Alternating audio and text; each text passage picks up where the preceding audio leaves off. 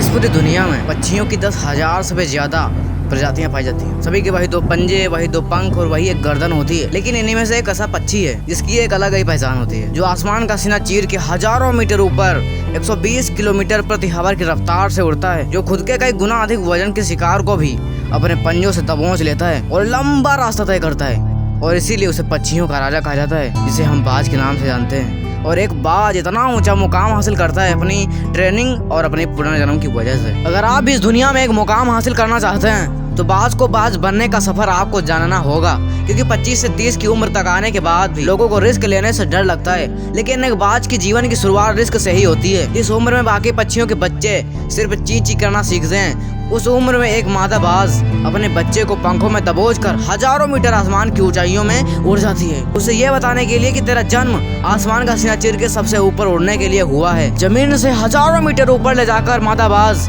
अपने पंजों से उसे छोड़ देती है और यहीं से शुरू होती है उसकी हाई रिस्क ट्रेनिंग। वो चूजा जमीन की तरफ तेजी से गिरने लगता है, थोड़ा सा नीचे आता है तो उसके पंख खुलने लगते हैं। नीचे आते आते वो अपने पंख फड़फड़ाने लगता है, लेकिन वो अभी तक उड़ना नहीं सीखा है। वो जमीन से कुछ ही ऊपर होता है, ऐसा लगता है कि कुछ सेकंड में उसका जीवन समाप्त हो जाएगा। लेकिन अचानक एक पंजा उसे अपने गिरफ्त में लेता है और वापस आसमान में उड़ जाता है। वो पंजा होता है उसकी माँ का, जो उसके पीछे उड़ रही थी। उसकी ये ट्रेनिंग तब तक चलती रहती है जब तक वो उड़ना सीख नहीं जाता। इतनी हाई रिस्क ट्रेनिंग होने के बाद इस दुनिया को एक बाज मिलता है। बारिश के वक्त जब सारे पक्षी आश्रय की तलाश करते हैं, तब यही बाज बारिश को चीरते हुए ऊपर निकल जाता है और बादल से कहता है कि तू बरस ले, कितना बरसेगा। फिर नीचे आकर चैलेंज करता है। एक बाज की उम्र लगभग 70 साल होती है। जब वह 40 साल का होता है तब एक परेशानी उसकी जिंदगी में मौत बनकर आती है, जो आपकी परेशानियों की तुलना में बहुत बड़ी होती है। क्योंकि 40 साल की उम्र बाज की जब होती है तो उसकी चोंच इतनी मुड़ जाती है कि उसे शिकार निगलने में बहुत परेशानी होती है। उसके पंख भारी हो जाते हैं, छाती से चिपकने लगते हैं, जिससे उड़ना बहुत मुश्किल होता है। उसके पंजे लंबे और लचीले हो जाते हैं, जिससे वो शिकार को सही से पकड़ नहीं पाता। अब उस बाज के पास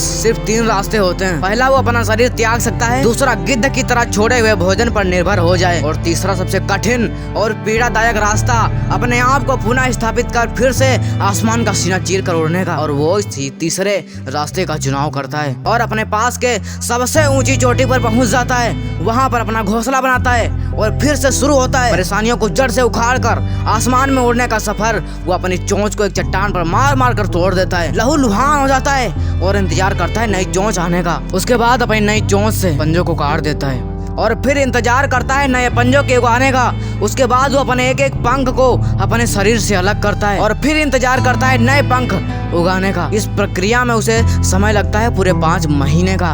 इन 5 महीनों की कड़ी तपस्या से एक बाज का पुनः जन्म होता है। वो फिर से तैयार हो जाता है आसमान को सीना चीर कर उड़ने के लिए। जो 3 रास्ते बाज के पास थे, वही 3 रास्ते आपके पास होते हैं। लेकिन कुछ लोग पहले रास्ते को चुनते हैं और परेशानियों के तले दबकर सुसाइड कर लेते हैं। ज्यादातर लोग दूसरे रास्ते को चुनते हैं और वो परेशानियों का बोझ पड़ते ही अपने लक्ष्य को छोड़कर एक नॉर्मल लाइफ जीने लगते हैं। और कुछ वो लोग भी होते हैं इस परेशानियों को लात मारकर अपनी मेहनत के दम पर बाज की तरह आसमान की बुलंदियों को छूते हैं। दोस्तों, बाज की ट्रेनिंग हमें बहुत बड़ी सीख देती है कि अगर रिस्क लेना पड़े तो लो। अपने फील्ड में अपने आप को इतना ट्रेंड कर लो कि उस फील्ड में आपसे ऊपर उड़ने के बारे में सोचकर लोगों के पसीने छूट जाएं। तभी आप अपने फील्ड के बादशाह कहलाओगे। इस वीडियो से कुछ नया सीखने को मिला हो तो प्लीज इस वीडियो को लाइक एंड शेयर करके सब्सक्राइब का बटन दबाओ और मुझे बताओ कमेंट में कि वीडियो कैसा लगा।